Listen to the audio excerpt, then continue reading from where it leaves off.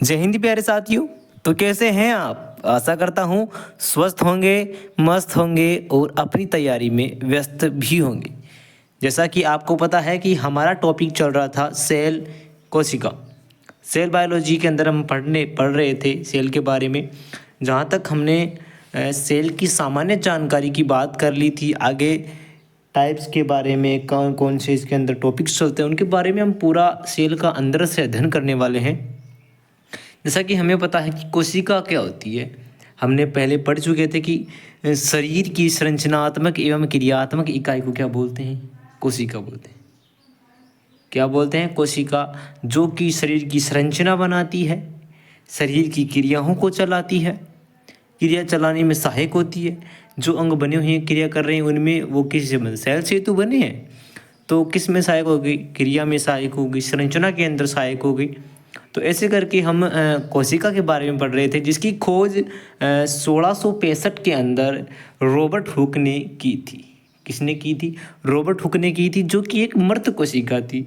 उसके बारे में हमने उसके बाद में ये भी देखा कि जीवित कोशिका की खोज किसने की। तो बताइए किसने की? ल्यूवेन होक ने जो है वो जीवित कोशिका की खोज की। दोनों बातों को ध्यान में रखना है कि कोशिका की खोज किसने की और कोशिका जीवित कोशिका की खोज किसने की।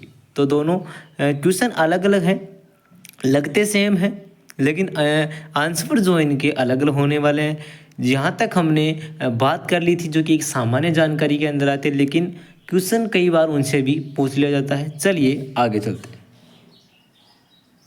तो उसके बाद में हम कोशिका के आकार और आमाप की बात करते हैं कि सबसे छोटी कोशिका कौन सी होती है, सबसे बड़ी कोशिका कौन सी होती है। मानव के अंदर अगर सबसे लंबी कोशिका की बात कर ली जाए तो वो कौन सी कोशिका होगी, तो वो हम सारी बात जानकारी आज हम लेने वाले हैं। बने रहिएगा लास्ट तक।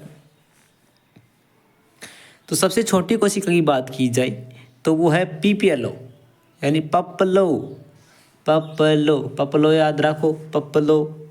पपलो का मतलब प्लूरो न्यूमोनिया लाइक ऑर्गेनिज्म है। प्लूरो न्यूमोनिया लाइक ऑर्गेनिज्म यानी माइकोप्लाज्मा जो है वो सबसे छोटी कोशिका है। क्वेश्चन आ जाए कि सबसे छोटी कोशिका कौन सी है, तो सबसे छोटी कोशिका कौन सी है भाई साहब? तो वो है माइकोप्लाज्मा, जिसको पपलो या प्लूरो न्यूमोनिया लाइक ऑर्गेनिज्म भी कहते।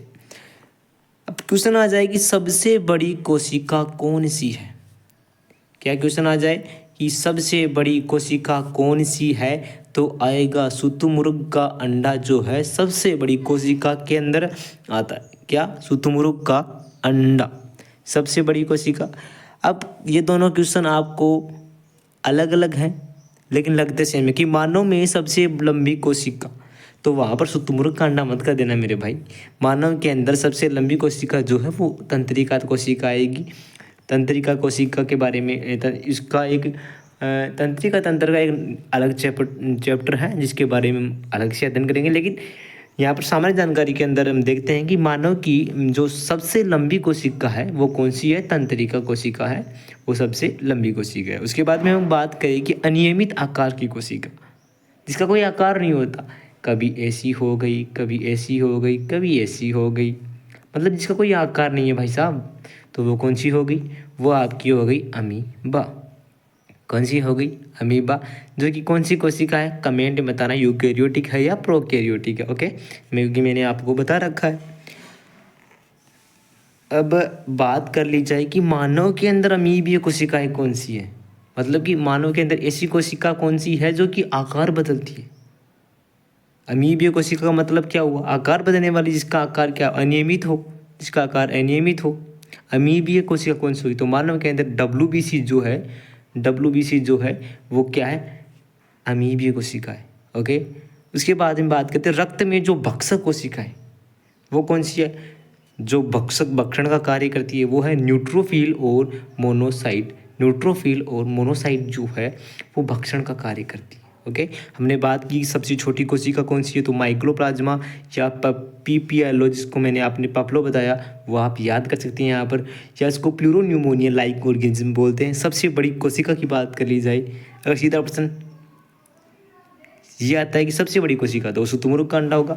अगर प्रश्न आता है कि मानव में सबसे लंबी कोशिका है बड़ी कोशिका तो तंत्रिका कोशिका होगा। अनियमित आकार की कोशिका अमीबा, और मानव के अंदर अनियमित आकार की कोशिका यानी जो कि अमीबा की जैसी आकार चेंज करती है वो WBC होगी। रक्त के अंदर भक्षक कोशिका की बात की जाए तो न्यूट्रोफिल और मोनोसाइट यहाँ पर आपको देखने को मिलेगी। ओके, उसके बाद में बात करें रक्त के अंदर भक्षक कोशिका की, हमने बात की न्यूट्रोफिल और मोनोसाइट की, लेकिन यकृत के अंदर भक्षक कोशिकाएं कौन सी होती है तो वो है आपकी कुफर कोशिकाएं, जो कि आपकी कुफर सेल्स जो है वो भक्षक कोशिका का कार्य करती है। किसके अंदर? यकृत के अंदर। वृक्क की संरचनात्मक व कार्य की इकाई क्या है? शरीर। अब आपको क्वेश्चन पूछ लिया जाए कि शरीर की संरचनात्मक एवं क्रियात्मक इकाई क्या है तो क्या है? आपकी सेल है भाई साहब। क्या है? आपकी सेल है। और अगर पूछ लिया जाए कि वृक्क किडनी की संरचनात्मक एवं कार्यात्मक इकाई क्या है तो वो आपका नेफ्रॉन या वृक्काणु होगा। क्या होगा? नेफ्रॉन होगा। नेफ्रॉन से मिलकर के क्या बना है? वृक्क बना है। नेफ्रॉन से मिलकर के वृक्क बना है, जो कि हम उत्सर्जन तंत्र के चैप्टर के अंदर हम पूरी जानकारी इसके बारे में लेंगे। फिलहाल इतना काफ़ी है। ओके, तंत्रिका तंत्र की संरचनात्मक व कार्यात्मक इकाई वो क्या है? तंत्रिका कोशिका। और स्तन ग्रंथियों की संरचनात्मक व कार्यात्मक इकाई तो वो कूपिकाएं, जिसको एल्वियोलाई बोलते हैं। पेशियों में संरचनात्मक व कार्यात्मक इकाई तो वो सार्कोमियर। देखो क्वेश्चन एक जैसा लगेगा और हर बार इसका आंसर अलग होगा। जैसे यकृत में भक्षक कोशिकाएं तो वो कूपर कोशिकाएं, ये तो चलो ठीक है। लेकिन जहाँ तक बात की जाए कि शरीर की संरचनात्मक एवं कार्यात्मक इकाई क्या है तो वो सेल है। लेकिन वृक्क की संरचनात्मक व कार्यात्मक इकाई क्या है तो वो नेफ्रॉन है। बात कर ली जाए तंत्रिका तंत्र की संरचनात्मक व कार्यात्मक इकाई क्या है तो वो तंत्रिका कोशिका है। बात कर ली जाए स्तन ग्रंथियों की संरचनात्मक व कार्यात्मक इकाई कौन सी है तो वो एल्वियोलाई है। बात कर ली जाए पेशियों में तंत्र संरचनात्मक व कार्यात्मक इकाई कौन सी है तो वो आपकी सार्कोमियर यहाँ पर हो जाएगा। ओके, बात करते हैं सेल वॉल की कोशिका भित्ति की, जो कि एनिमल सेल के अंदर अब्सेंट होती है। एनिमल सेल में क्या नहीं पाई जाती? सेल वॉल नहीं पाई जाती। प्लांट सेल बात करेंगे कोशिका, प्लांट सेल, फंगल सेल और बैक्टीरियल सेल। यहाँ पर तो पदार्थ कौन से पदार्थ की कोशिका भित्ति बनी हुई है? प्लांट सेल के अंदर जो है वो सेलुलोज और हेमीसेलुलोज और पैक्टिन की बनी होती है। सेलुलोज, हेमीसेलुलोज और पैक्टिन की बनी होती है। फंगल सेल के अंदर जो है वो काइटिन की बनी होती है। बैक्टीरियल सेल की बात की जाए तो पेप्टिडोग्लाइकन की जो आपकी सेल वॉल बनी होती है। और अब मैं पूछ लूँ एनिमल सेल के अंदर तो एनिमल सेल में तो होती ही नहीं, यानी अब्सेंट होती है। ओके, तो पूछ ली जाए कि हेमीसेलुलोज की कोशिका भित्ति किसकी होती है भाई साहब तो वो प्लांट सेल में होती है। बात करी जाए कि काइटिन की कोशिका भित्ति किसकी होती है तो फंगल सेल की होती है। ओके, बात करते हैं कोशिका झिल्ली की, प्लाज्मा मेम्ब्रेन, यानी प्लाज्मा मेम्ब्रेन की जीवित होती है, सभी कोशिकाओं में उपस्थित होती है। प्रोटीन प्लस लिपिड की मिलकर होती है। प्रोटीन और लिपिड से मिलकर बनी होती है। प्रोटीन प्लस लिपिड से मिलकर बनी होती है कौन? कोशिका झिल्ली, आपकी प्लाज्मा मेम्ब्रेन। ओके, उसके बाद हम बात करें माइटोकॉन्ड्रिया की। माइटोकॉन्ड्रिया की बात करते हैं तो जो ये है वो दोहरी झिल्ली युक्त, इसके अंदर 2 झिल्ली होते हैं तो दोहरी झिल्ली युक्त होता है। कौन होता है दोहरी झिल्ली युक्त? तो वो होता है आपका माइटोकॉन्ड्रिया जो है दोहरी झिल्ली युक्त होता है। सभी यूकेरियोटिक कोशिकाओं में प्रेजेंट होता है। कौन? आपका माइटोकॉन्ड्रिया। यूकेरियोटिक कोशिकाएं कौन सी होती है मैंने आपको बता दिया। तो सभी यूकेरियोटिक सेल्स में प्रेजेंट होता है कौन? माइटोकॉन्ड्रिया। इसे पावर हाउस ऑफ सेल, कोशिका का शक्ति गृह बोलते हैं भाई साहब। क्वेश्चन आ सकता है कि कोशिका का शक्ति गृह कौन क्या होता है तो कोशिका का शक्ति गृह पावर हाउस सेल का तो वो कौन है? आपका माइटोकॉन्ड्रिया है। सेल का जो पावर हाउस है वो कौन है? माइटोकॉन्ड्रिया। क्यों होता है? क्योंकि इसमें ऊर्जा एटीपी के रूप में संग्रह होती है। किसके रूप में होती है? एटीपी के रूप में ऊर्जा संग्रह होती है, जिसके कारण इसको कोशिका का पावर हाउस बोलते हैं, यानी कोशिका का शक्ति गृह बोलते हैं। अब इसका नामकरण किसने दिया? इसका नाम किसने दिया, माइटोकॉन्ड्रिया नाम किसने दिया, तो वो दिया आपके सी बेंडा साहब ने इसका नाम दिया और कोलिकर ने इसकी खोज की। ओके, उसके बाद हम बात करते हैं प्लाज्मिड की, प्लाज्मिड या सॉरी प्लास्टिड की, लवक की, प्लास्टिड की बात करेंगे जो कि दोहरी झिल्ली युक्त होता है। सामान्य जानकारी लेनी है आपको क्योंकि आप जनरल साइंस पढ़ रहे हैं तो आपके लिए इतना काफ़ी है। ओके, दोहरी झिल्ली युक्त होता है, केवल पादप कोशिकाओं में प्रेजेंट होता है, एनिमल सेल में एब्सेंट होगा। क्या होगा एब्सेंट एनिमल सेल में, तो आपका लवक जो होगा एनिमल सेल में एब्सेंट होगा, जंतु कोशिका में एब्सेंट होगा। ओके, किस में पाया जाएगा, पादप कोशिका में पाया जाएगा, दोहरी झिल्ली युक्त होता है। उसके बाद बात करते हैं हम प्लास्टिड की कि प्लास्टिक के कितने टाइप्स होते हैं। प्लास्टिड जो है वो 3 टाइप का होता है, क्लोरोप्लास्ट, क्रोमोप्लास्ट, ल्यूकोप्लास्ट। यानी हरित लवक हो गया आपका, वर्णी लवक हो गया आपका, और आपका अवर्णी लवक। अवर्णी का मतलब जिसके, वर्ण का मतलब क्या होता है, वर्ण का मतलब रंग होता है, मतलब जिसके पास वर्ण होगा उसके पास रंग होगा, जो अवर्णी होगा वो रंग नहीं देगा। ओके, आप नाम से ही याद रख सकते हैं हरित लवक। हरित लवक, हरित का मतलब जो हरों में पाया जाएगा, पादपों के अंदर क्या करेगा, हरित का मतलब प्रकाश संश्लेषण, प्रकाश संश्लेषण में सहायक। वर्णी लवक का कार्य क्या है, वर्णी लवक का कार्य होता है रंग प्रदान करना, फल पुष्प बीज में क्या रंग प्रदान करना, कैरोटीनॉइड होता है ये, ठीक है।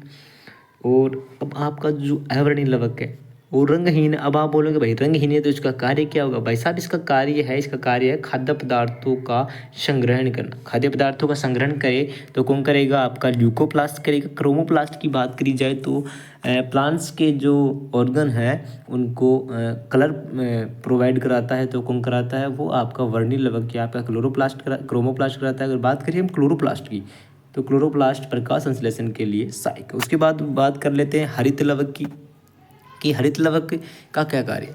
हरित लवक जो होते हैं वो हरे रंग युक्त लवक है। कौन से रंग युक्त है, हरे रंग युक्त। हरित लवक में हरे रंग का वर्णक पर्णहरित पाया जाता है। पर्णहरित का मतलब क्लोरोफिल। हरित लवक में क्या पाया जाता है, क्लोरोफिल पाया जाता है। आपका जो क्लोरोफिल है वो हरित लवक में पाया जाता है। किस में पाया जाता है क्लोरोफिल, हरित लवक में। यह प्रकाश संश्लेषण में मदद करता है। किस में सहायक करता है, प्रकाश संश्लेषण के अंदर मदद करता है। यह आपकी जो हरित लवक की संरचना आपको दिख रही होगी जिसके अंदर आपको ये इसके पार्ट दिख रहे हैं, ये ग्रेना हो गया, इसका स्ट्रोमा हो गया। ओके,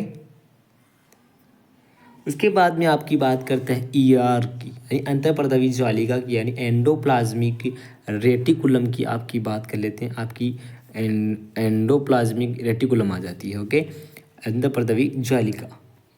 तो ये कितने प्रकार की होती है, 2 प्रकार की होगी, खुरदरी हो गई और चिकनी हो गई, यानी खुरदरी और चिकनी आ गई। जो खुरदरी होगी वो प्रोटीन का संश्लेषण करेगी, राइबोसोम प्रेजेंट, याद रखना है। चिकनी होगी लिपिड संश्लेषण करेगी और राइबोसोम एब्सेंट। ओके, और एकल झिल्ली युक्त कोशिकांक है, याद रखना है। उससे पहले हम दोहरी झिल्ली युक्त कोशिकांक पढ़ रहे थे। अब ये जो ईआर आया है आपका, ये जो है आपका एकल झिल्ली युक्त कोशिकांक है। तो आज के लिए इतना काफ़ी होगा। जो बताया है छोटी क्लास है वो सारा इम्पोर्टेंट है, याद कर लेना। ओके, जय हिंद।